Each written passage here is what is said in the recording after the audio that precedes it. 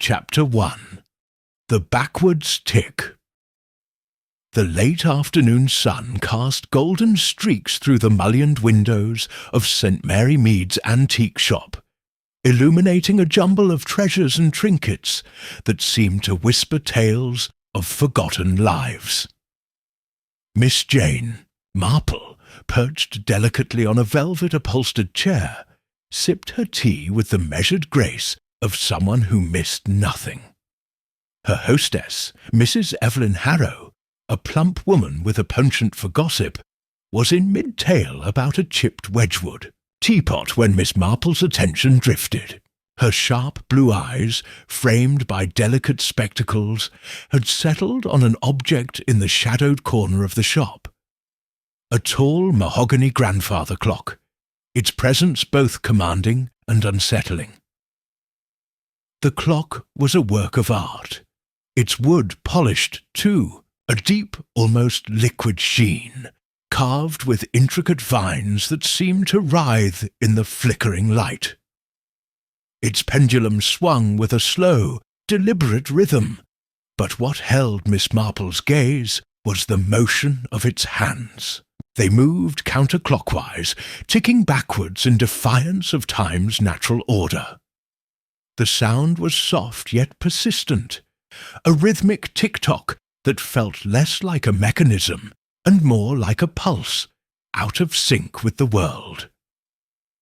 "Curious piece, that clock," Mrs. Harrow said, following Miss Marple's gaze.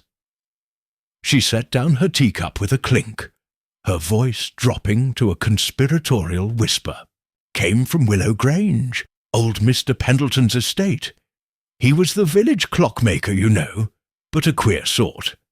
Lived alone, never spoke much. Died last month.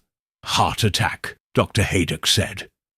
The clock was in his attic, unwound for years, yet it started ticking the day we brought it here. Backwards, of all things." Miss Marple tilted her head, her expression one of polite curiosity, though her mind was already spinning. Clocks, in her experience, were precise creatures, obedient to the laws of cogs and springs. A clock that ran backwards, unprompted, suggested something more than faulty mechanics. "Has it always moved in reverse?" she asked, her voice gentle but probing, like a needle threading through fabric. Mrs. Harrow shrugged, her lace collar bobbing. "Far as I know, I've never seen it do otherwise. No one's wound it, mind you. It just goes. Gives me the creeps, if I'm honest. I'd sell it tomorrow if anyone made an offer, but folks say it's bad luck." Miss Marple rose, her knitted shawl slipping slightly from her shoulders as she approached the clock. Up close, its details were even more striking. The vines carved into the wood seemed almost alive, curling around the edges of the clock face, which was unadorned save for Roman numerals etched in stark black. There was no maker's mark, no clue to its origin, only the relentless backwards ticking. She leaned closer, her reflection faint in the glass door, and felt a chill that had little to do with the shop's draughty corners. In her long life, Miss Marple had learned to trust such instincts. Something about this clock was wrong, unnatural even. "Does anyone tend to it?" she asked, turning back to Mrs. Harrow. "Clean it, perhaps, or check its workings?" "Not a soul," Mrs. Harrow replied, her eyes wide. "I wouldn't let my Tom touch it, and he's handy with gears. It's just sat there, ticking away. I swear sometimes it's louder at night, like it's trying to tell me something." Before Miss Marple could respond, the shop's bell jingled violently, shattering the quiet. The door flew open, and Tommy Pierce, the butcher's apprentice, stumbled in, his freckled face pale as milk. His cap was askew, and his breath came in gasps. "Mrs. Harrow! Miss Marple! You won't believe it. Nobody will. he stammered, clutching the door frame. "It's old man Grayson, Mr. Henry Grayson. He's walking down High Street, bold as brass." Mrs. Harrow's teacup rattled in its saucer. "Tommy, don't talk nonsense. Henry Grayson's been dead a week. Buried Tuesday, coffin and all. I saw the procession myself." "I'm telling you, I saw him," Tommy insisted, his voice cracking. "Same grey coat, same limp. He looked right at me, then turned down Baker's Lane." Miss Marple's fingers tightened on her shawl, her serene expression unchanged but her mind racing. Henry Grayson, a retired grocer, had indeed passed away. She'd attended his memorial tea, where the vicar had droned on about eternal rest. Yet Tommy's fear was real, and the boy wasn't prone to flights of fancy. Her gaze flicked back to the clock. Its backwards ticking suddenly louder, almost defiant. In St. Mary Mead, where the most scandalous event was a misplaced garden gnome, a man walking after his own funeral was no small matter. And Miss Marple, with her knack for unravelling the impossible, suspected the strange clock in the corner was more than a curiosity. It was a clue to a mystery that defied death itself. "Detective, where are you solving from? Drop your location below. Want more chilling cases? Subscribe. Tomorrow's mystery gets darker. Stay sharp." Chapter 2. The Man Who Returned. The news of Henry Grayson's impossible reappearance spread through St. Mary Mead like wildfire, igniting whispers in the tea-rooms and furtive glances across garden fences. By dusk, the village was abuzz with speculation, and Miss Jane Marple, ever the quiet observer, found herself at the heart of it. She sat in her neat parlour at Danemead Cottage, her knitting needles clicking rhythmically, though her mind was far from the scarf taking shape in her lap. The backwards ticking clock in Mrs. Harrow's shop loomed in her thoughts, its eerie pulse intertwined with Tommy Pierce's breathless tale of a dead man walking. Earlier, after Tommy's outburst, Miss Marple had accompanied Mrs. Harrow to High Street, her sensible shoes tapping briskly on the cobblestones. The village was bathed in the soft amber of twilight, its thatched cottages and blooming hedgerows deceptively serene. A small crowd had gathered near the post office, their voices a low hum of disbelief. Tommy, still pale, was recounting his story to Mr. Clements, the postmaster, while Mrs. Bantry, the colonel's wife, fanned herself dramatically and declared it utterly Gothic. "He was right there," Tommy said, pointing toward Baker's Lane, a narrow alley shaded by ancient yews. "Same coat, same limp, Mr. Grayson, clear as day. I called out, but he didn't stop. Just turned the corner and gone." Miss Marple's eyes narrowed as she scanned the lane. No footprints marred the damp earth, and the air held only the usual scents of lavender and chimney smoke. She turned to Tommy, her voice gentle but firm. "You're certain it was Mr. Grayson, Tommy? Not someone resembling him?" "I'd swear on my Nan's Bible, Miss Marple," Tommy replied, his freckles stark against his flushed cheeks. "I delivered meat to his house for years. It was him." Mrs. Harrow clutched her shawl, her earlier scepticism crumbling. "But Henry Grayson's dead. Dr. Haydock signed the certificate. Heart failure, they said. We all saw the hearse." "Perhaps," Miss Marple murmured, her tone thoughtful, "we should speak to Dr. Haydock ourselves." By evening, Miss Marple had arranged a discreet visit to Dr. Haydock's surgery, a tidy brick building beside the church. The doctor, a robust man with a penchant for plain speaking, greeted her with a wry smile. "Jane, I hear you're chasing. Ghosts now. Grayson, is it?" "Not ghosts, Doctor," Miss Marple replied, settling into a creaky chair. "Facts. Tommy Pierce claims he saw Henry Grayson alive today. I'd like to know precisely what happened when he died." Dr. Haydock's smile faded. He leaned back, his fingers drumming on his desk. Henry Grayson was 72, frail, with a bad ticker. Collapsed in his garden 8 days ago. His housekeeper, Mrs. Lyle, found him. Stone cold, I examined. Him myself. No pulse, no respiration. Dead as a doornail. The undertaker took him that night, and he was buried Tuesday. I'd stake my reputation on it. Miss Marple's needles paused, her eyes meeting his. No chance of a mistake. A coma, perhaps, or catalepsy? "None," Dr. Haydock said firmly. "I've seen enough corpses to know. Besides, Mrs. Lyle sat with him for hours before I arrived. He wasn't breathing."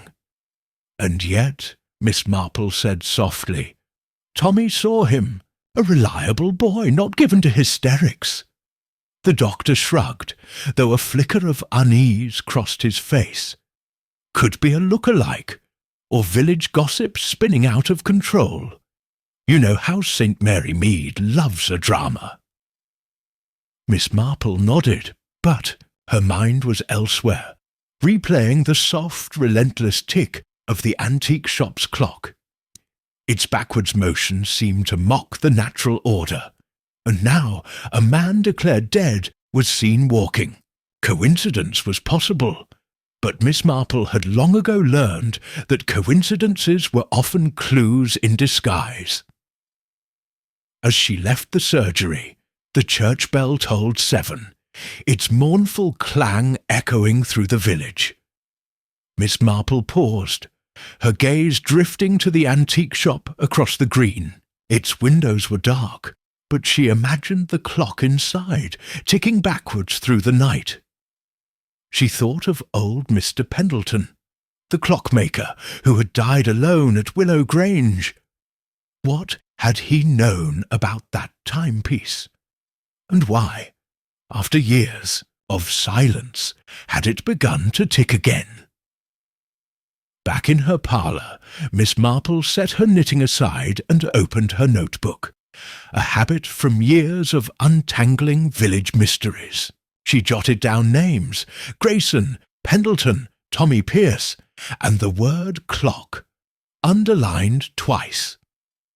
The mystery was taking shape, and she sensed it was deeper than a mistaken identity. In her experience, the impossible often hid a simple truth, but this truth felt tethered to something unnatural, something that bent the rules of life and death. A knock at the door startled her. It was Mrs. Bantry, her face flushed with excitement. "Jane, you'll never guess. Mrs. Lyle swears she saw Grayson too, near his old garden gate just an hour ago. What on earth is happening?" Miss Marple's lips curved into a faint smile. "I intend to find out, Dolly. Tomorrow I'll visit Mrs. Harrow again. That clock, I think, has a story to tell." Chapter 3. Echoes of the Clockmaker. The morning mist clung to St. Mary Mead like a gossamer veil, softening the edges of its thatched roofs and cobblestone paths. Miss Jane Marple, bundled in her tweed coat and a lavender scarf, made her way to the antique shop, her umbrella tapping the ground in time with her thoughts. The village was still abuzz with talk of Henry Grayson's ghostly reappearance, but Miss Marple's mind was fixed on the backwards ticking clock. Its eerie rhythm seemed to pulse beneath the village's unease, a thread connecting the impossible to the tangible. To unravel this mystery, she needed to know more about its origins, and the man who had crafted it. Mrs. Harrow was sweeping the shop stoop when Miss Marple arrived, her face a mix of weariness and nervous energy. "Oh, Miss Marple, I hoped you'd come," she said, ushering her inside. "This Grayson business has everyone in a tizzy. I can't sleep for thinking of that clock. It's louder now, I swear. Keeps me up half the night." The shop smelled of beeswax and old wood, its shelves crowded with relics of lives long past.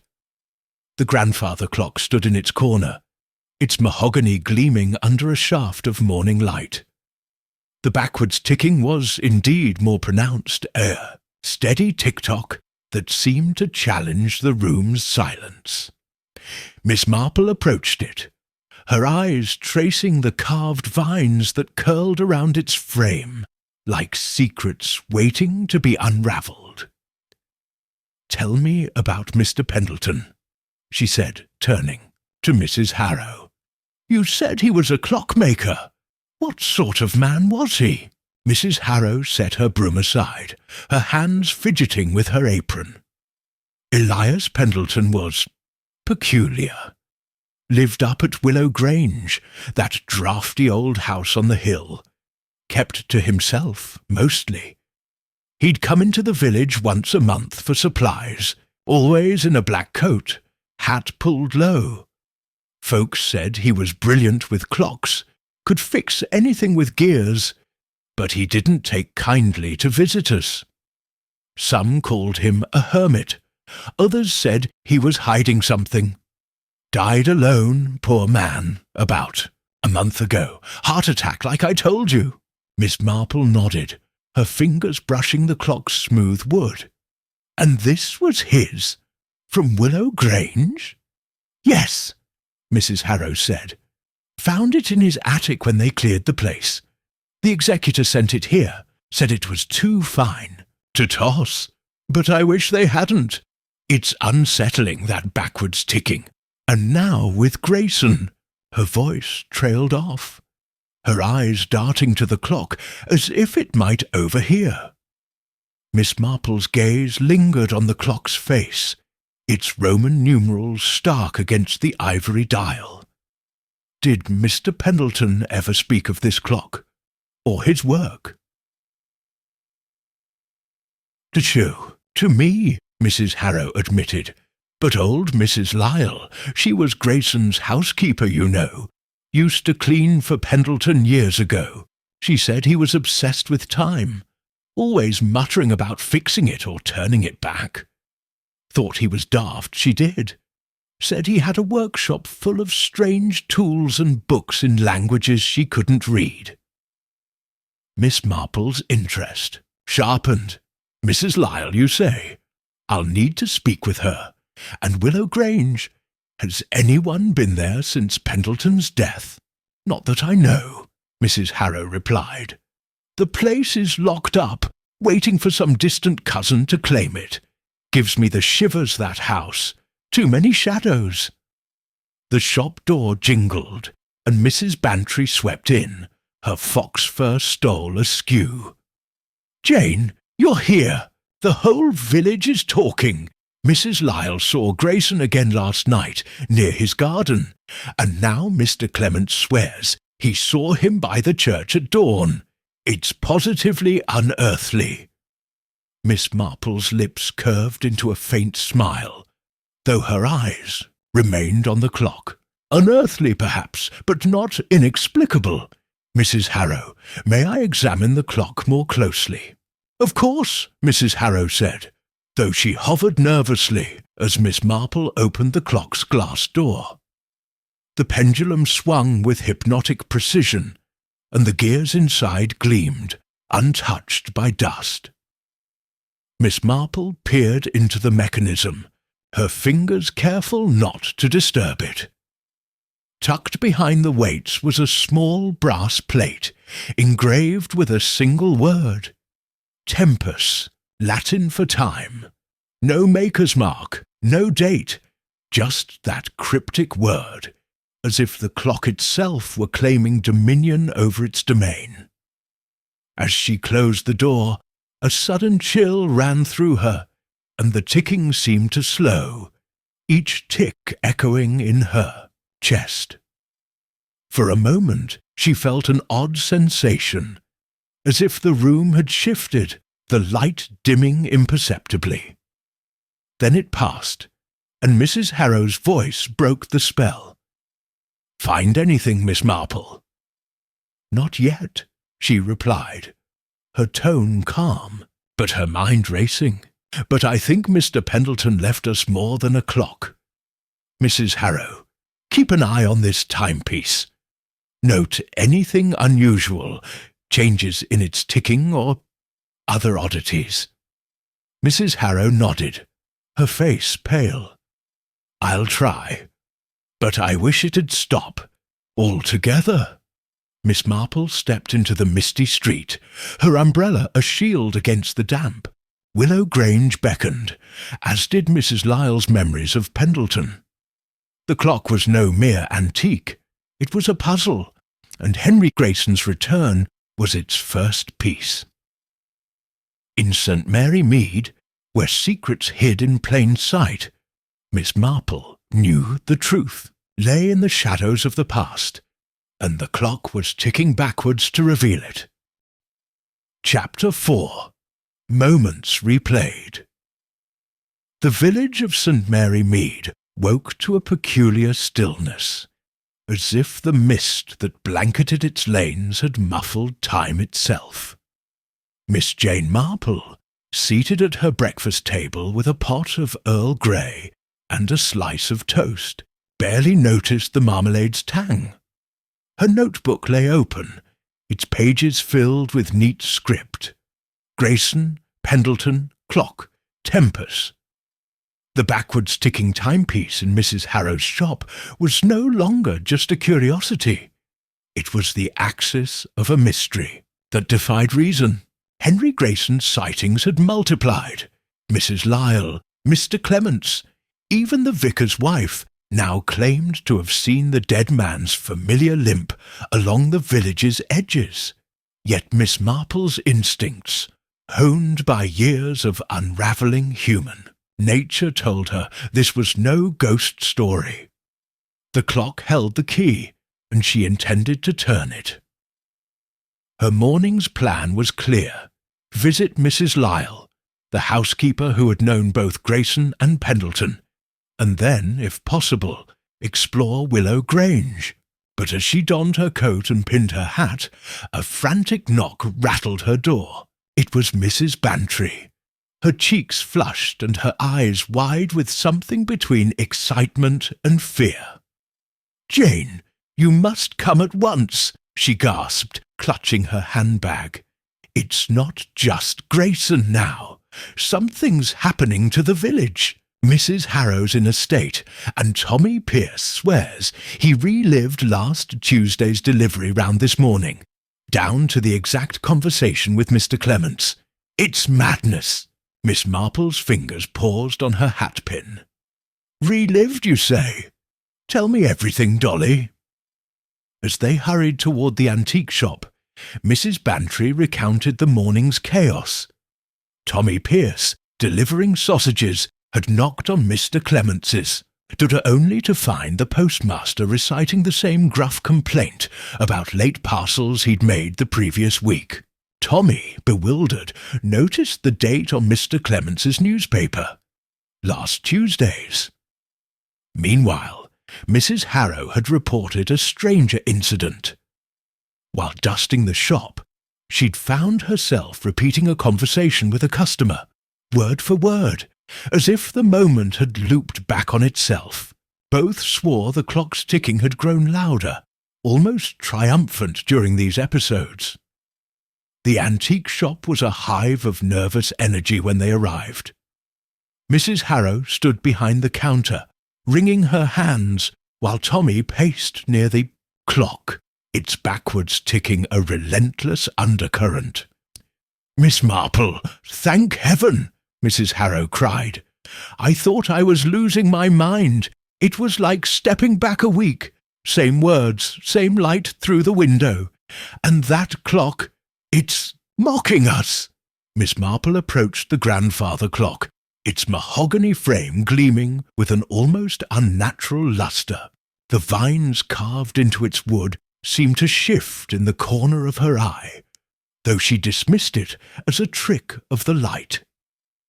The hands moved steadily counterclockwise, the pendulum swinging with hypnotic precision.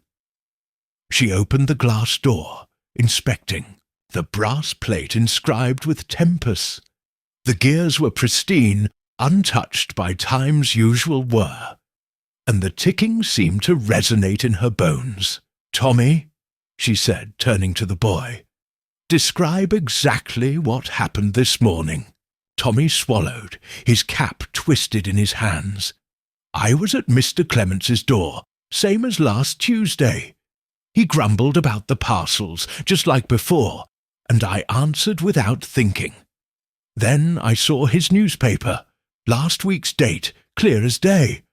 I ran back here, and Mrs. Harrow was, well, she was talking to someone who wasn't there, like she was stuck in a memory." Miss Marple's eyes flicked to Mrs. Harrow. "And you, Evelyn, what did you experience?" Mrs. Harrow's voice trembled. "I was dusting, and suddenly I was back with Mrs. Price, selling her that silver candlestick last month. I heard my own voice, saw her nod, felt the coins in my hand. Then it stopped, and I was alone, the candlestick still on the shelf. The clock was so loud, Miss Marple, like it was laughing." Miss Marple closed the clock's door, her mind racing. These were not hallucinations. They were fragments of time, replayed as if the past had bled into the present. The clock's influence was growing, and Grayson's return was merely the first ripple. She thought of Pendleton, the reclusive clockmaker, and his rumoured obsession with turning back time. Had he crafted a device that could bend reality itself? "We must speak to Mrs. Lyle," Miss Marple said, her voice calm but resolute. She knew Pendleton and Grayson. "If anyone can shed light on this, it's her, and I'd like a closer look at Willow Grange. Pendleton's home may hold answers." Mrs. Bantry, hovering near a chipped teapot, looked sceptical. "Jane, you don't think this clock is supernatural, do you? It's just a machine." Miss Marple's smile was faint but knowing. "Machines, Dolly, are made by men, and men have motives. This clock is no accident. It's a puzzle, and I mean to solve it." As they left the shop, the clock's ticking followed them into the street, a reminder that time in St. Mary Mead was no longer certain. Miss Marple glanced back, her eyes meeting the clock's face through the window. For a moment she felt a tug, as if the past were calling her to relive some forgotten moment. She shook it off, her resolve hardening. Mrs. Lyle's cottage was next, and with it the hope of uncovering Pendleton's secrets. The clock was ticking backwards, but Miss Marple would move forward, one clue at a time. Chapter 5. The Near-Death Pattern. The air in St. Mary Mead carried a crisp edge as Miss Jane Marple made her way to Mrs. Lyle's cottage, her umbrella tapping a steady rhythm against the uneven path.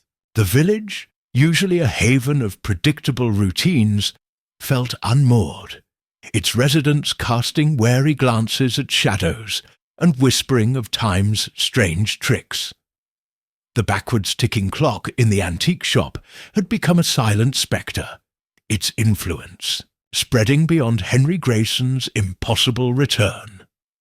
Miss Marple's notebook, tucked in her handbag, bore new entries. Time loops, Tommy Pierce, Mrs. Harrow, Pendleton's obsession. The clock was no mere oddity, it was a force, and she suspected it was tied to a series of events far more sinister than ghostly sightings.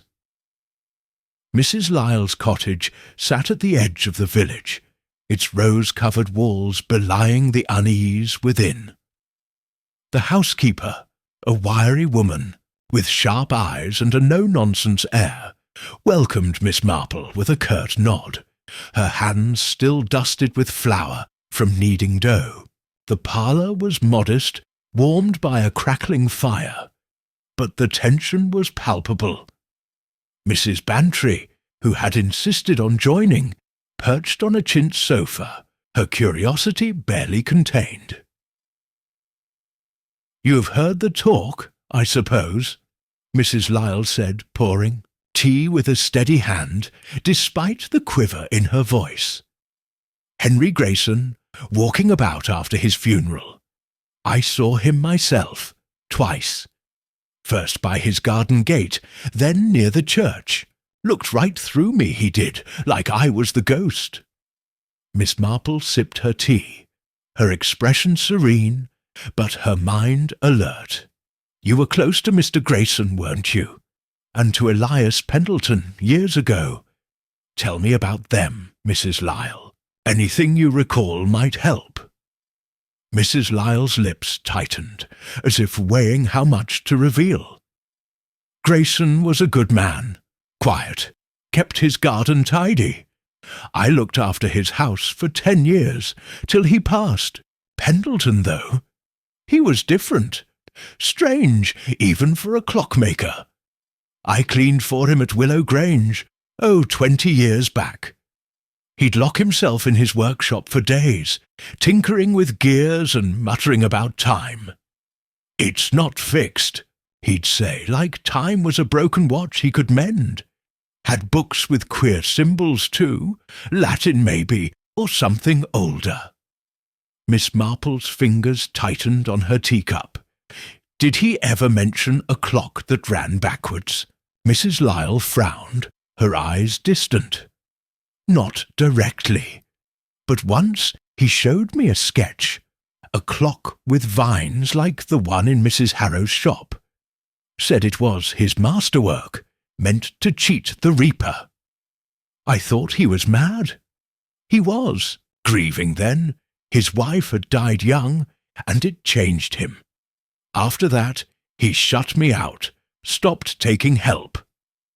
Miss Marple nodded, piecing together Pendleton's obsession with time and loss.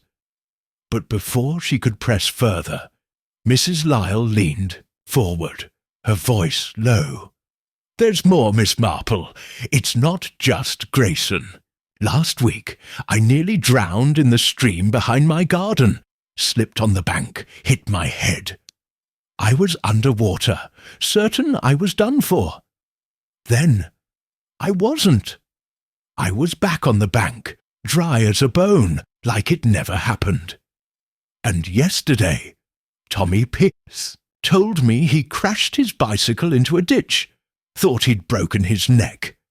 But then he was riding again, unharmed." Mrs. Bantry gasped, her teacup clattering. "Good heavens, Jane, what does it mean?" Miss Marple's eyes gleamed with quiet intensity. "It means a pattern, Dolly. Near-death moments, reversed, as if time rewound to spare them. And I'd wager the clock was ticking louder each time." Mrs. Lyle's face paled. "It's true. When I slipped, I heard a ticking, faint but clear, like it was inside my head. Tommy said the same." Miss Marple set her cup down, her mind racing. The clock wasn't just replaying moments, it was altering fates, pulling people back from death's edge. But why? And at what cost? Pendleton's masterwork suggested intent, perhaps a desperate bid to defy mortality, but such power rarely came without a price. She thought of the brass plate, tempus, and the vines that seemed to writhe on the clock's frame. There was purpose here, and she needed to uncover it before the village unravelled further. "I'd like to see Willow Grange," Miss Marple said, rising. "Pendleton's workshop may hold clues. Mrs. Lyle, do you know if anyone has a key?" Lyle hesitated. "The executor, Mr. Finch, has one. He's in Chipping Cleghorn, but he's fussy about the place. Says it's not safe till the estate's settled." Miss Marple's smile was polite but determined. "I'll speak to Mr. Finch, and Mrs. Lyle, if you recall anything else about Pendleton, his books, his words, please tell me." As they left the cottage, Mrs. Bantry clutched Miss Marple's arm. "Jane, this is getting downright eerie. A clock that saves people from death. It's like something out of a novel." "Perhaps," Miss Marple murmured, her eyes on the misty horizon where Willow Grange loomed. "But novels have authors, and this clock has a maker. Pendleton wanted to cheat death, but I suspect he stirred something darker. We must tread carefully. Dolly." The church bell tolled noon, its sound oddly hollow, as if time itself were faltering. Miss Marple felt the weight of the mystery pressing closer, the clock's backwards tick echoing in her mind. Willow Grange awaited, and with it, the secrets of a man who had dared to rewrite time's rules. Chapter 6. The Horologist's Secret. The road to Willow Grange wound through a copse of gnarled oaks, their branches clawing at the grey sky as if guarding the secrets of the hilltop house. Miss Jane Marple, accompanied by a reluctant Mrs. Bantry, navigated the muddy path with care, her umbrella shielding her from a persistent drizzle. The morning's visit to Mrs. Lyle had sharpened her focus. The backwards ticking clock was not merely replaying moments or saving lives. It was rewriting fate, and Elias Pendleton, its creator, had left a trail she intended to follow. Mr. Finch, the estate executor, had grudgingly provided the key to Willow Grange after Miss Marple's gentle but persistent inquiries, though he'd warned of the house's dilapidated state. "No one's been inside since Pendleton's death," he'd said, his tone uneasy. "Mind you don't stir up trouble." Willow Grange loomed ahead, a Georgian relic with ivy-choked walls and cracked windows that stared like blind eyes. The air grew heavier as they approached, carrying a faint metallic tang, as if the house itself were exhaling the residue of Pendleton's work. Miss Marple's heart quickened, not with fear, but with the thrill of a puzzle nearing its next piece. The clock's power, reversing near-death's looping time, suggested a mechanism beyond gears, and she suspected Pendleton's workshop held the answer. The front door creaked open, revealing a dim hall thick with dust and the musty scent of neglect. Mrs. Bantry clutched her scarf, her voice a whisper. "Jane, this place is ghastly. Are you sure it's safe?" "Safe or not, Dolly, we must look," Miss Marple replied, her tone calm but resolute. She lit a small lantern from her bag, its glow casting shadows that danced across peeling wallpaper. The house was a mausoleum of Pendleton's solitude. A grandfather clock, long stopped, stood sentinel in the hall. A faded portrait of a young woman, likely his late wife, hung askew, her eyes hauntingly sad. They followed Mrs. Lyle's directions to the workshop, a heavy oak door at the back of the house. The key turned with a groan, and the door swung inward to reveal a room frozen in time. Workbenches lined the walls, strewn with gears, springs, and tools glinting in the lantern's light. Shelves sagged under the weight of leather-bound books, their spines etched with cryptic symbols. In the centre stood a drafting table, its surface covered with sketches of clocks, each more intricate than the last. Miss Marple's eyes were drawn to one drawing, a grandfather clock with spiralling vines, identical to the one in Mrs. Harrow's shop. Beside it, in Pendleton's spidery hand, were the words "Tempus fugit, sed reddit, time flies but returns." Mrs. Bantry shivered. "Jane, this is no ordinary workshop. It's like he was conjuring something." Miss Marple didn't reply, her attention caught by a small, locked chest beneath the table. The lock was intricate, but years of knitting had made her fingers nimble. With a hairpin and a few deft twists, the chest clicked open, revealing a single item, a leather journal, its pages yellowed but intact. She opened it, her breath catching at the dense script within. Pendleton's words were a mix of technical notes and feverish musings, detailing his quest to master time after his wife's death. One passage, dated a decade ago, stood out. Due mechanism is complete, but gears alone cannot bind eternity. I sought the old one, the keeper of hours, in the shadow realm beyond the veil. It granted my plea, a clock to turn back death's hand, to restore what was lost. But the price, I cannot speak it. The vines live, and the ticking demands. Tempus is not mine to command. Miss Marple's pulse quickened. The old one, a shadow realm.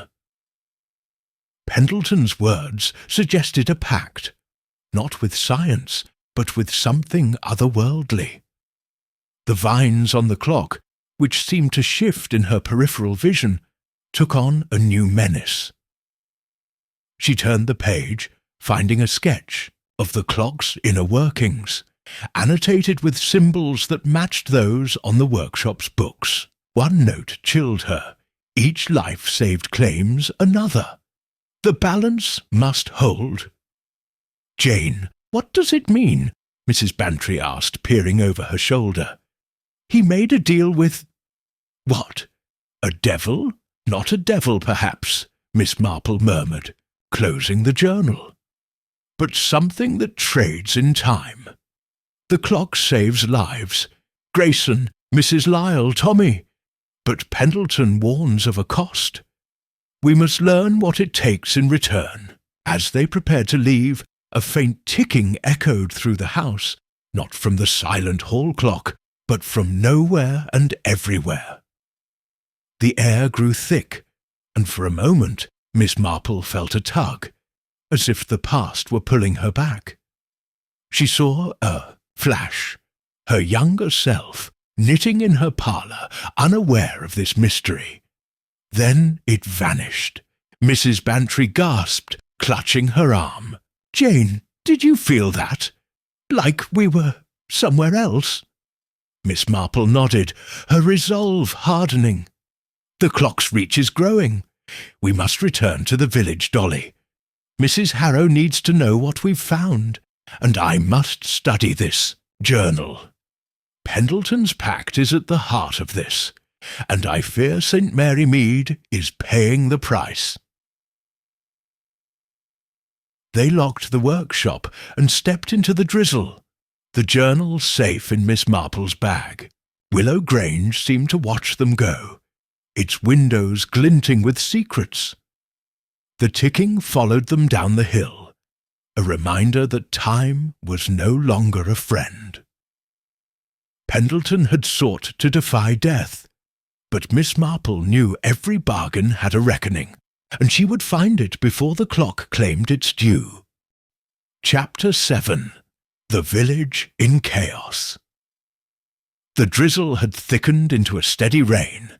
By the time Miss Jane Marple and Mrs. Bantry returned to St. Mary Mead, their shoes sodden and their spirits strained by the discoveries at Willow Grange.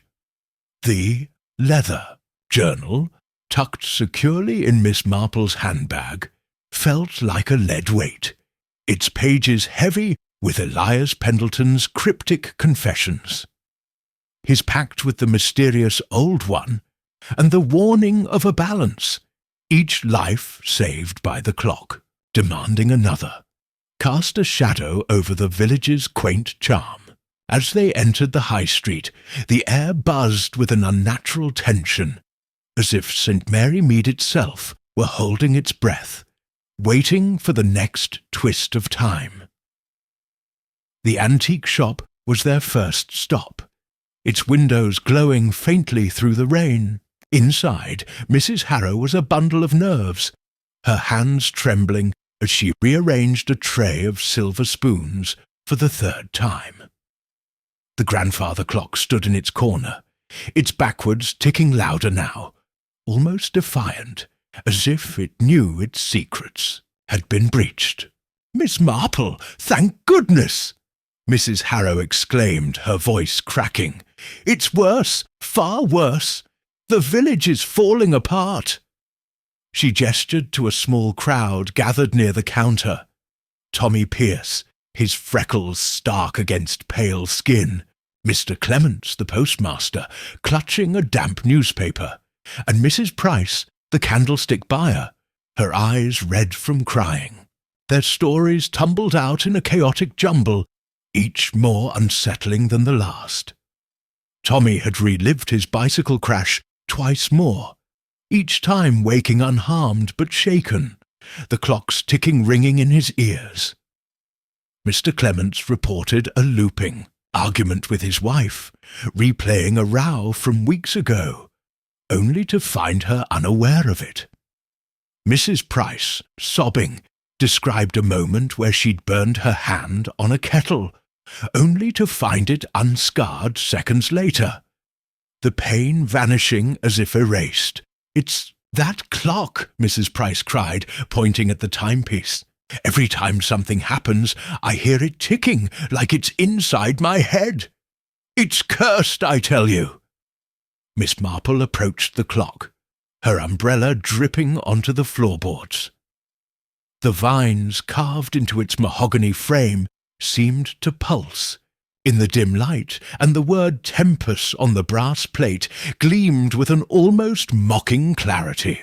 She opened the glass door, inspecting the gears, which moved with unnatural smoothness, untouched by rust or wear.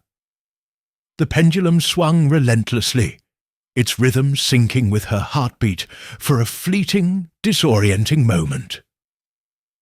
She closed the door, her mind racing. The clock's power was escalating, no longer content with saving lives. It was trapping the village in loops of time, rewriting moments at will. "Mrs. Harrow," she said, turning to the shopkeeper, "have you noticed anyone lingering near the clock? Someone who might know more than they've let on?" Mrs. Harrow hesitated, her eyes darting to the crowd. "Well, there's Mr. Varley, the old schoolmaster. He's been in twice this week, just staring at it. Never buys anything, just stands there, muttering. I thought he was being nosy, but now I'm not so sure." Miss Marple's interest sharpened. Mr. Varley, a retired teacher with a reputation for eccentricity, had lived in St. Mary Mead for decades. If anyone might know Pendleton's history, it was him. "Thank you, Evelyn," she said. "I'll speak to Mr. Varley. In the meantime, keep the shop locked when you're not here. This clock is more than it seems." As the crowd dispersed, Mrs. Bantry pulled Miss Marple aside, her voice low. "Jane, this is beyond reason. People reliving accidents, arguments, burns, and Grayson walking about like Lazarus. What if Pendleton's Old One is real? What if we're meddling with something we can't control?" Miss Marple's smile was faint but steady. "Dolly, I've seen many strange things in my time, and they all come down to human choices. Pendleton made a bargain, and this clock is its instrument. We must understand its rules before it rewrites more than we can bear." They stepped into the rain, heading for Mr. Varley's cottage near the schoolhouse. The village felt warped, its familiar lanes distorted by an unseen force. As they passed the church, Miss Marple noticed the clock tower's hands twitching erratically, as if struggling against the backwards pull of Pendleton's creation. A chill ran through her, not from the rain, but from a sudden vivid sensation. She was standing in her parlour, years ago, knitting a scarf for her nephew, the memory so sharp it felt real. Then it faded, leaving her breathless on the wet cobblestones.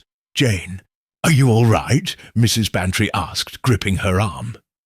"Yes," Miss Marple said, though her voice was tight.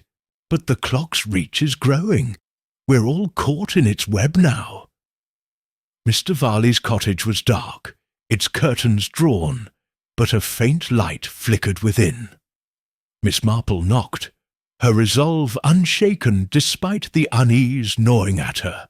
The journal had hinted at a price for the clock's miracles, and the village's chaos suggested that price was coming due. If Varley knew anything about Pendleton's pact, she would coax it from him. The ticking echoed in her mind, a countdown to a reckoning she could not yet see. But Miss Marple had never shied from a mystery, no matter how dark its heart. Chapter 8. The Keeper of the Clock. The rain had softened to a mist by the time Miss Jane Marple and Mrs. Bantry reached Mr. Varley's cottage, a squat stone building nestled beside the schoolhouse. Its windows were shuttered, giving it the air of a place that preferred secrets to visitors, and the faint glow of a lamp within seemed more like a lure than a welcome. Miss Marple's handbag, heavy with Pendleton's journal, felt like an anchor grounding her resolve. The village was unravelling. Time loops, reversed accidents, and Henry Grayson's ghostly reappearances had pushed St. Mary Mead to the edge of panic. The backwards ticking clock was the epicentre, and Mrs. Harrow's mention of Mr. Varley's odd behaviour suggested he might hold a piece of the puzzle. Miss Marple, with her knack for seeing through human facades, was determined to uncover it. She knocked firmly, the sound sharp against the evening's hush. After a long pause, the door creaked open, revealing Mr. Varley, a gaunt man in his 70s, with wire-rimmed spectacles and a shock of white hair. His eyes, usually sharp with scholarly disdain, flickered with something closer to fear. "Miss Marple," he said, his voice thin. "Mrs. Bantry, this is unexpected. What brings you here?" "A matter of some urgency, Mr. Varley," Miss Marple replied, her tone polite but unyielding. "May we come in?" He hesitated, glancing over his shoulder, then stepped aside. The parlour was cluttered with books and papers, the air thick with the scent of ink and old leather. A single oil lamp cast jagged shadows, and a small clock on the mantel ticked normally, a stark contrast to the one haunting the village. Miss Marple noted a pile of papers on a desk, some bearing diagrams of gears and cryptic symbols like those in Pendleton's journal. Mrs. Bantry, less patient, launched in. "Mr. Varley, the village is in chaos, people reliving moments, escaping death, and Henry Grayson walking about after his funeral. Mrs. Harrow says you've been hovering around that wretched clock. What do you know about it?" Varley's hands trembled as he adjusted his spectacles. I don't know what you mean. I'm merely curious about antiques. Pendleton's clock is a fine piece, that's all." Miss Marple's eyes softened, but her gaze was piercing. "Mr. Varley, you were seen lingering near the clock, muttering to yourself. You knew Elias Pendleton, didn't you? perhaps better than most. The village is suffering, and I believe you can help us understand why." Varley sank into a chair, his shoulders slumping. The silence stretched, broken only by the mantel clock's steady tick. Finally he spoke, his voice barely above a whisper. "I knew Elias, yes. We were friends long ago, before he shut himself away. He was brilliant. Clocks were his language, time his obsession. After his wife Clara died, he changed. He spoke of defying death, of bending time to bring her back. I thought it was grief talking, but then he showed me things, books with symbols, rituals. He said he'd found a way through the clock." Miss Marple leaned forward, her knitting bag resting on her lap like a shield. "The clock in Mrs. Harrow's shop, the one that ticks backwards." Varley nodded, his eyes distant. He called it his masterwork, said it could turn back death's hand, save those marked to die. But it wasn't just gears.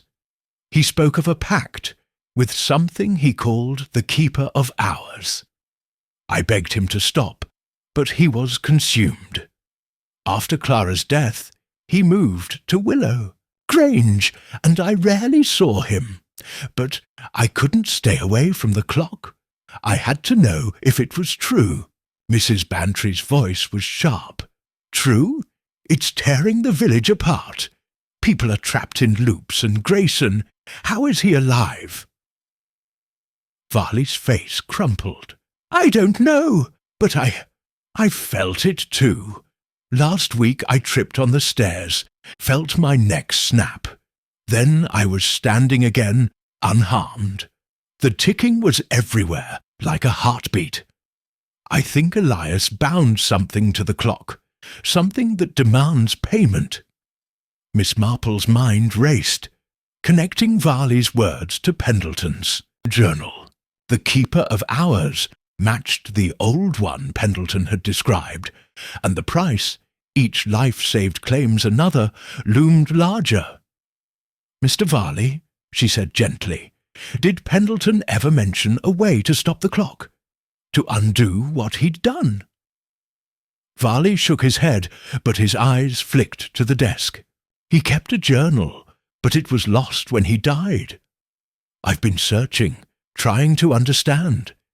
If the clock is acting now, it's because something's awakened it.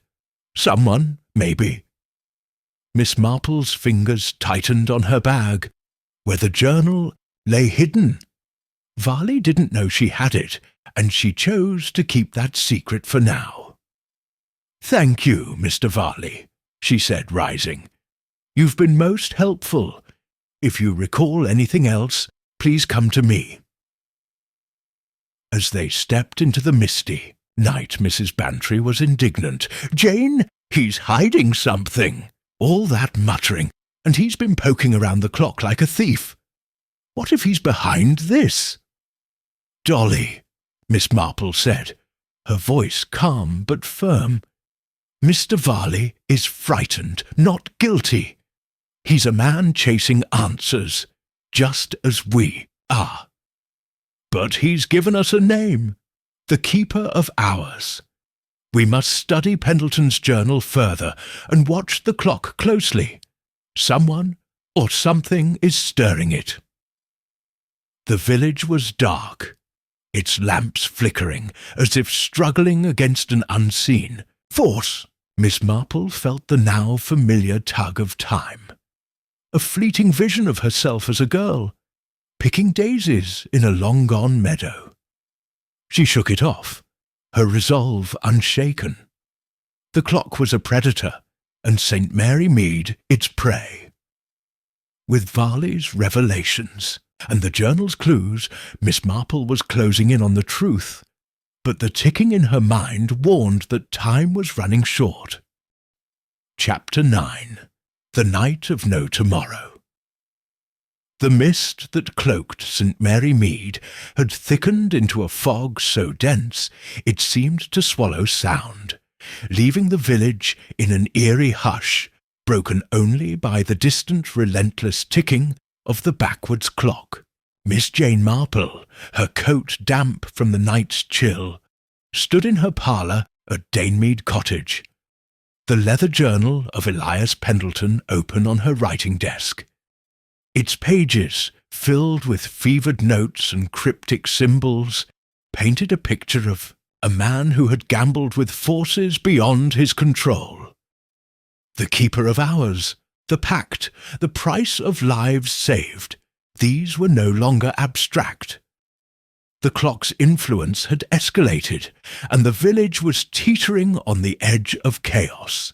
Miss Marple's sharp mind, tempered by years of unravelling human folly, sensed a climax approaching, and she was determined to meet it head-on. Mrs. Bantry had returned home, reluctantly, after their unsettling visit to Mr. Varley. But Miss Marple had no time for rest. The schoolmaster's revelations had confirmed her suspicions. The clock was not just a machine, but a conduit, bound to an entity that manipulated time itself. Varley's fear, his near-death experience undone by the clock's power, mirrored the village's growing list of anomalies. Tommy Pierce's crashes, Mrs. Lyle's drowning, Mrs. Price's burn, all reversed, yet each accompanied by the clock's mocking tick. Henry Grayson's return from death was the boldest act yet, but Pendleton's warning haunted her. Each life saved claims another. Whose life, she wondered, was being claimed? As she pored over the journal, a sudden knock startled her. It was Tommy Pierce, his face ghostly pale under the brim of his cap, his breath coming in short gasps. "Miss Marple, you've got to come quick," he stammered. "It's the village. It's all wrong. I've lived this night 3 times already, and it's not stopping." Miss Marple's heart quickened, but her voice remained steady. "Slow down, Tommy. Tell me exactly what's happened." Tommy collapsed into a chair, his hands trembling. "I was closing up the butcher's like always, when I heard the clock, louder than ever. Then everything repeated. I locked the shop, walked home, went to bed, and woke up locking the shop again. 3 times, Miss Marple. Same night, same stars, same everything. And I'm not the only one. Mrs. Harrow's stuck serving the same customer, and Mr. Clements keeps sorting the same mail. We're trapped." Miss Marple closed the journal, her mind racing. The clock's power had surged, no longer content with fleeting loops or single reversals. It was holding St. Mary Mead in a single repeating night, a prison of time where tomorrow refused to dawn. She thought of Pendleton's sketch, the vines that seemed to writhe, and the phrase, "Tempus fugit," said Reddit, "Time flies but returns." The clock was returning the village to this moment, over and over. But why? "Tommy," she said, rising and fetching her coat, "take me to the antique shop. We must see the clock at once." The village was a surreal tableau as they hurried through the fog. Lamps flickered, casting the same pools of light with each step, and faces appeared in windows, frozen in familiar gestures. Mrs. Price pouring tea, Mr. Clements sorting letters, each trapped in their own loop. The church clock tower stood silent, its hands stuck at midnight, as if time itself had surrendered. The antique shop's door was ajar, and inside Mrs. Harrow stood motionless, her hand extended as if handing change to an invisible customer, her eyes glazed with confusion. "Sikishin," grandfather clock dominated the room, its backwards ticking now, a thunderous pulse that seemed to shake the air. The vines on its frame writhed visibly now, their carved lines twisting like living tendrils, and the word tempus glowed with a faint, unnatural light. Miss Marple approached, her umbrella clutched like a talisman, and felt a wave of disorientation. For a moment she was back in her parlour, knitting a scarf, then standing in a childhood garden, then here again, the transitions jarring but fleeting. "Miss Marple, it's worse," Tommy whispered, pointing to the clock's face. The hands, still moving counterclockwise, were spinning faster, as if racing towards some unseen threshold. "What's it doing?" Miss Marple's eyes narrowed, her mind piecing together the journal's clues. "It's feeding, Tommy. The clock is drawing power from these loops, strengthening whatever Pendleton bound to it. We must stop it before it claims more than time." She opened the clock's glass door, inspecting the gears, which spun with a frenetic energy untouched by her touch. The brass plate, tempus, was warm, almost burning, and the vines seemed to coil toward her fingers. She stepped back, her resolve unshaken but her heart heavy. The journal had hinted at a ritual to bind the clock, but also a way to unbind it, though Pendleton's notes were maddeningly vague. She needed more, perhaps from Varley, or the books in Pendleton's workshop. "Tommy," she said, turning to the boy, "find Mr. Varley and bring him here. Tell him it's urgent, and fetch Mrs. Lyle. She knew Pendleton's habits. We need every scrap of knowledge." As Tommy darted into the fog, Miss Marple stood alone with the clock, its ticking, a challenge she could not ignore. The village was trapped, and the keeper of hours was tightening its grip. She thought of Pendleton's desperation, his love for his lost wife, and the price he'd paid. The clock was his legacy, but Miss Marple would ensure it was not St. Mary, Mead's undoing. The night might repeat, but she would break its cycle, one clue at a time. Chapter 10. The Truth in Reverse. The fog outside the antique shop seemed to pulse with the rhythm of the backwards ticking clock, its relentless tick-tock filling the air like a heartbeat of the night itself.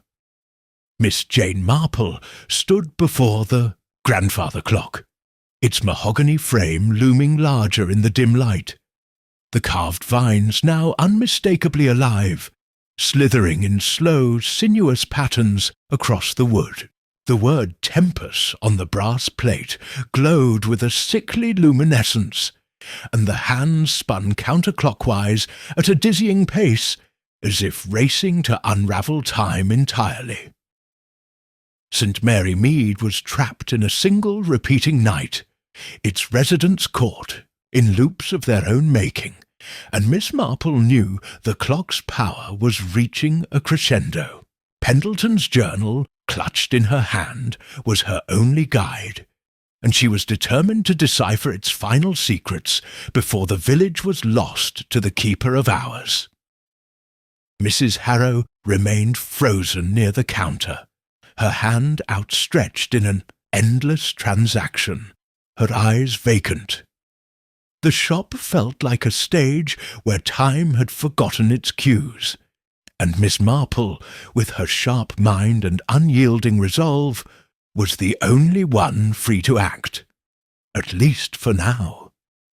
She opened the journal, its pages brittle under her fingers, and scanned Pendleton's spidery script for clues to unbind the clock. His notes were a labyrinth of technical detail and mystical ravings, but one passage, circled in faded ink, caught her eye. The keeper demands balance. Each life spared is a debt, paid by another's time. To break the pact, the mechanism must be reversed, not by hand, but by will. The heart of the clock is its secret, a relic of the shadow realm hidden within. Destroy it, and time is freed. But beware, the keeper will not yield without a fight. Miss Marple's pulse quickened. A relic hidden in the clock. She peered into the open glass door, the gears spinning with unnatural vigour, their motion a blur. The pendulum swung erratically, and the vines seemed to coil inward, guarding something deeper within the mechanism. She reached out, her fingers hovering over the gears, but a sudden jolt of cold, like a breath from a crypt, made her pull back. The clock was alive, or at least inhabited, and it knew she was probing its heart. Footsteps broke the silence, and Tommy Pierce burst in, followed by a reluctant Mr. Varley and a grim-faced Mrs. Lyle. Varley's spectacles glinted in the lamplight, his expression a mix of guilt and dread. Mrs. Lyle clutched a shawl, her sharp eyes darting to the clock as if it might lunge at her. "Miss Marple, this is madness," she said. "The village is stuck. My neighbour's milking the same cow over and over, and I keep reliving my tea with you. What's this about Pendleton?" Miss Marple closed the journal, her voice calm but commanding. "Mrs. Lyle, Mr. Varley, the clock is bound to an entity Pendleton called the Keeper of Hours. It saves lives, Grayson, you, Tommy, but at a cost. It's trapping us in this night, feeding on our time. Pendleton's journal says there's a relic inside the clock, something we must destroy to break the pact. Do either of you know what it might be?" Varley's hands shook, and he avoided her gaze. "Elias never told me everything. He showed me a stone once, black as night, said it came from beyond. He kept it locked in a box, worked it into his designs. I thought it was just a trinket." Mrs. Lyle's face hardened. "I saw that stone in his workshop years ago. He'd stare at it, muttering, like it was alive. Said it was the heart of time. I told him it was unholy, but he laughed. If it's in that clock, it's no wonder the village is cursed." Miss Marple nodded, her mind piecing together. The puzzle, the stone, the relic, was the clock's anchor to the keeper. She turned back to the clock, steeling herself against its oppressive presence. "We must find it. Tommy, fetch a screwdriver from Mrs. Harrow's toolbox. Mr. Varley, help me examine the mechanism. Mrs. Lyle, keep watch. Tell me if the vines move." Tommy darted to the counter, while Varley approached reluctantly, his breath uneven. The clock's ticking grew louder, almost deafening, and the air thickened, as if resisting their intent. Miss Marple traced the gears, her fingers brushing a hidden panel behind the pendulum. It was warm, pulsing faintly, and the vines coiled tighter, as if to bar her way. With Tommy's screwdriver, she pried the panel open, revealing a small compartment. Inside lay a smooth, obsidian stone, no larger than a walnut, its surface etched with faint glowing runes. It radiated a cold that burned, and the ticking surged, shaking the shop. "Jane, look out!" Mrs. Bantry's voice, somehow she'd arrived, cut through the din. The vines lashed out, not wood, but shadow, grazing Miss Marple's hand. She flinched but held firm, gripping the stone. The room spun, and she saw flashes. Pendleton's workshop, his wife's funeral, her own childhood. all colliding in a torrent of stolen moments. The keeper was fighting back, its will pressing against hers. "Hold fast," Miss Marple said, her voice steady despite the chaos. "This is the heart. We destroy it, and the clock stops." But as she spoke, the stone pulsed, and Varley cried out, clutching his chest. The keeper was not done, and the price of its defeat was yet to be paid. Miss Marple tightened her grip, her resolve a beacon in the storm. The truth was in her hands, and she would not let it slip. Chapter 11. The Final Confrontation. The antique shop was a battlefield of time and shadow, the backwards ticking clock at its heart a malevolent force that seemed to warp the very air. Miss Jane Marple stood resolute, the obsidian stone, the relic of the keeper of hours, clutched in her hand, its icy burn searing her palm. The grandfather clock's vines, no longer mere carvings, writhed as tendrils of living darkness, lashing out to reclaim their prize.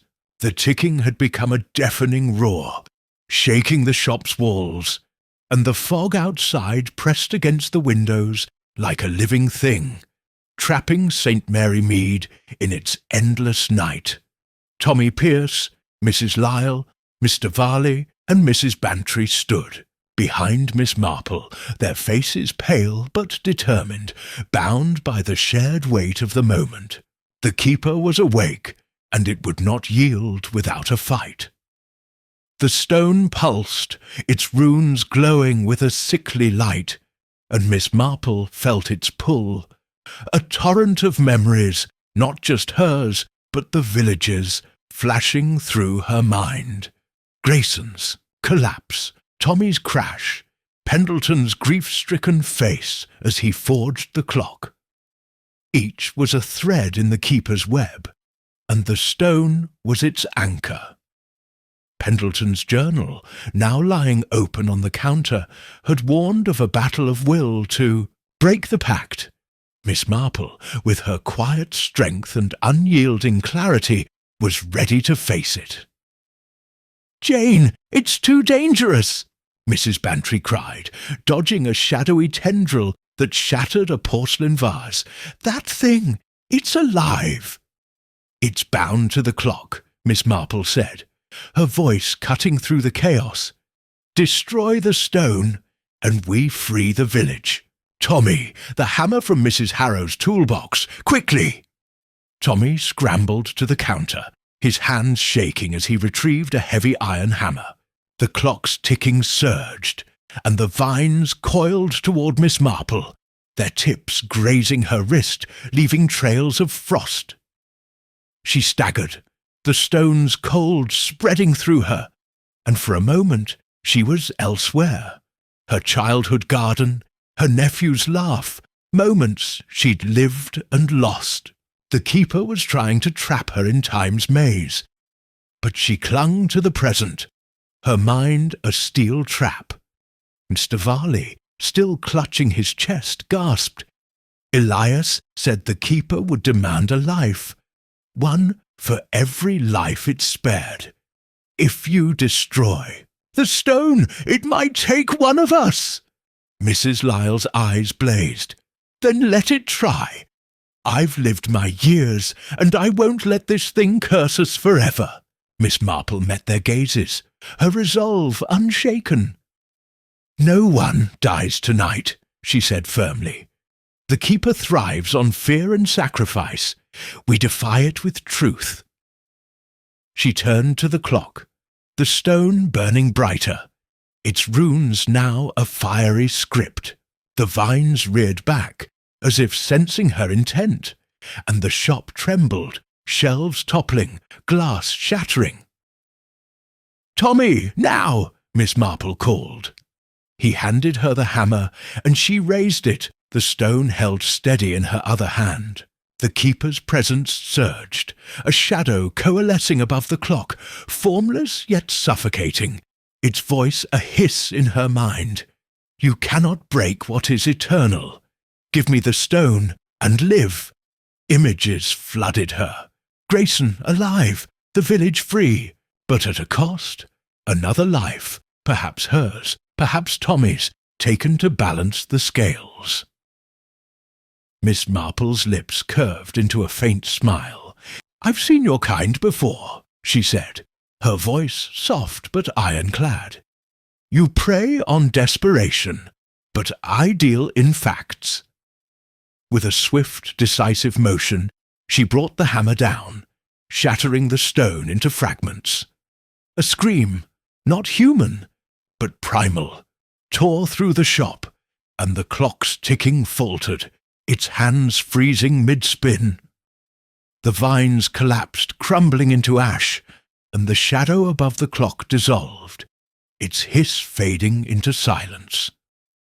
The shop was still, the air heavy. With the aftermath, Miss Marple's hand stung, flecks of the stone's dust embedded in her skin, but she stood tall, the hammer still in her grip.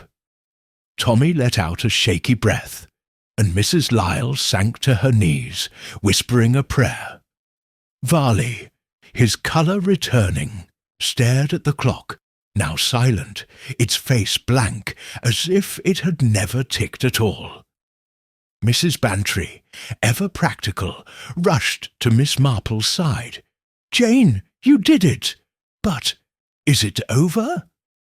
Miss Marple's eyes lingered on the clock, its menace gone, but its presence still heavy. "Almost, Dolly," she said. "The keeper is banished, but the clock remains. We must ensure it never ticks again." She turned to Varley, her gaze piercing. "Mr. Varley, you knew Pendleton's work. Help us dismantle it, piece by piece. Mrs. Lyle, Tommy, gather the fragments of the stone. We'll bury them far from here. Mrs. Harrow must be freed from her loop, and the village restored." As they set to work, the fog outside began to lift, and a faint light, dawn at last, crept through the windows. The church clock tower chimed, its hands moving forward, and the loops that had trapped the village began to unravel. Miss Marple felt a weight lift, but a question lingered. Had the keeper truly gone, or merely retreated? She would watch, as she always did, for the truth was never far from her reach. Chapter 12. Time Restored. The first rays of dawn pierced the thinning fog, bathing St. Mary Mead in a soft golden light that felt like a promise of renewal. The antique shop, once a battleground of shadow and time, stood quiet, its air cleansed of the oppressive weight that had gripped it. The grandfather clock, now silent, was a husk of its former menace, its vines reduced to lifeless carvings, its hands frozen at a meaningless hour. Miss Jane Marple supervised the final dismantling of the timepiece, her calm presence a steady anchor for the weary group around her. Tommy Pierce, Mrs. Lyle, Mr. Varley, and Mrs. Bantry worked with grim determination, their hands moving carefully to ensure the clock could never again wield its unnatural power. The fragments of the shattered obsidian stone, the Keeper of Hours relic, were wrapped in a linen cloth, destined for burial in a remote corner of the churchyard. Mrs. Harrow, freed from her endless loop of serving an invisible customer, sat on a stool sipping tea Miss Marple had brewed from the shop's meagre supplies. Her face was pale, but her eyes held a spark of relief. "I thought I'd be trapped forever," she murmured, her hands trembling around the cup. "That ticking, it was like a chain around my heart." Miss Marple patted her arm gently, her smile warm but tempered by the weight of what they'd faced. "You're free now, Evelyn. We all are. But we must be thorough. This clock must never tick again." The dismantling was methodical, guided by Mr. Varley's reluctant expertise. He pried apart the gears with a jeweller's precision, his fingers steadier now that the keeper's shadow had lifted. "Elias was a genius," he said, his voice heavy with regret. "But he reached too far. I should have stopped him years ago." Mrs. Lyle, sorting the clock's wooden panels into a pile for burning, snorted. "He wouldn't have listened, and you know it. Pendleton was a man possessed. That stone, that keeper, it preyed on his grief. We're lucky Miss Marple was here to set things right." Tommy, stacking the gears in a crate, looked up, his freckles less stark against his returning colour. "What about Mr. Grayson? He's still out there, isn't he? Alive, when he shouldn't be." Miss Marple's eyes flickered with a trace of unease, but her voice remained steady. "We'll find him, Tommy. The keeper's power is broken, but its effects may linger. We must ensure he's truly himself." As the clock was reduced to its components, Miss Marple turned to Pendleton's journal, now resting on the counter. Its final pages, which she'd studied in the chaos of the confrontation, offered no further clues about the keeper or its origins, only Pendleton's remorse. "I sought to save Clara, but I've damned us all." She closed it, resolving to lock it away in her cottage, a reminder of the dangers of tampering with time. The symbols on its pages, and those etched in the workshop at Willow Grange, hinted at an older, stranger knowledge. But that was a mystery for another day, or perhaps never. By mid-morning, the village was stirring, its residents blinking into the sunlight as if waking from a collective dream. The church clock tower chimed correctly, and the loops that had trapped Tommy, Mrs. Price, and others dissolved, leaving only vague memories like half-remembered nightmares. Miss Marple, Mrs. Bantry, and Mrs. Lyle walked to the churchyard, where the vicar, bewildered but obliging, permitted them to bury the stone fragments beneath an unmarked plot. As the earth was tamped down, Miss Marple murmured a quiet prayer, not for the keeper, but for Pendleton, whose love had birthed this horror. The search for Henry Grayson took them to his old cottage, where they found him sitting in his garden, staring at the roses as if seeing them for the first time. His face was lined, his eyes distant, but he was alive, impossibly so. Dr. Haydock, summoned by Mrs. Bantry, examined him and shook his head in disbelief. "He's healthy, Jane, but it's unnatural. No sign of the heart failure I diagnosed. It's as if he never died." Miss Marple studied Grayson, noting the faint tremor in his hands, the way he avoided their gazes. "Mr. Grayson," she said gently, "do you remember what happened? Your collapse, or after?" He shook his head, his voice a whisper. "I was in the garden then, darkness. Next I knew I was walking the lanes, cold but alive. I heard ticking, always ticking." She nodded, her heart heavy. The keeper had spared him, but at what cost? The journal's warning, each life saved claims another, gnawed at her, but no one else had perished. Perhaps the keeper's defeat had cancelled the debt, or perhaps the price was yet to come. For now, Grayson was a miracle St. Mary Mead would have to accept. As they returned to the village, Mrs. Bantry linked arms with Miss Marple, her voice bright but strained. "Jane, you've saved us all. That clock, that stone, it's over. But I'll never look at a grandfather clock the same way again." Miss Marple's smile was faint, her eyes scanning the horizon. "It's over, Dolly. But we must stay vigilant. Time is a delicate thing, and St. Mary Mead has seen its share of shadows. The village settled into its rhythms, the mystery fading into whispers, then silence. Miss Marple resumed her knitting, her notebook tucked away, but she never forgot the ticking nor the cold burn of the stone in her hand. The keeper of hours was gone, but time, she knew, always had more secrets to tell.